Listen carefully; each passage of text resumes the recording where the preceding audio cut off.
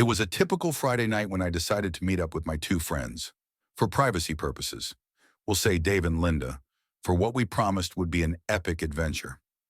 As we gathered at Linda's apartment, we cracked open a couple of fizzy drinks and decided that a trip to the moon would be the best way to spend our evening. Naturally, we didn't have a spaceship, but that wasn't going to stop us. We rummaged through Linda's garage and found her old canoe, which we promptly decided could be converted into a makeshift rocket. With a roll of duct tape and a few colorful pool noodles, we transformed that canoe into the most absurd lunar vessel you could imagine.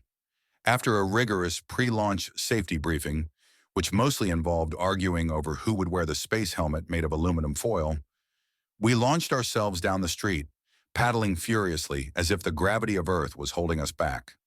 The neighbors stared in disbelief as we shouted, "To infinity and beyond," while dodging parked cars and barking dogs. Halfway down the block, we encountered a rogue raccoon that seemed to take exception to our mission. In a bizarre turn of events, the raccoon decided to join our crew, hopping into the canoe and assuming the role of our official navigator. We dubbed him Captain Trash Panda, and he seemed more than willing to guide us through the treacherous terrain of the suburban jungle.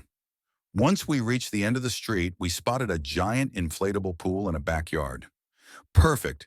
That'll be our launch pad," I shouted. We took a running leap off the canoe and landed spectacularly in the pool, which surprisingly didn't pop. Just as we were about to celebrate our lunar landing, Linda discovered that her phone had somehow taken a video of the entire escapade, including our epic splashdown and Captain Trash Panda's triumphant pose. But instead of getting mad, we decided to upload the footage to social media with the caption, "First successful mission to the moon." We waited for the likes to roll in, but all we got were confused comments about how raccoons were apparently the new astronauts. As the night wore on, we ended up in a heated debate about whether we should petition NASA to add raccoons to their astronaut training programs. Just as we were about to draft a letter, the police showed up responding to a report of suspicious activity involving a canoe and a raccoon.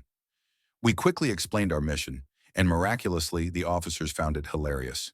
They even offered to escort us home, but not before Captain Trash Panda made a daring escape back into the wild. So if you ever hear about a raccoon with dreams of space travel, just know that we might have started the trend.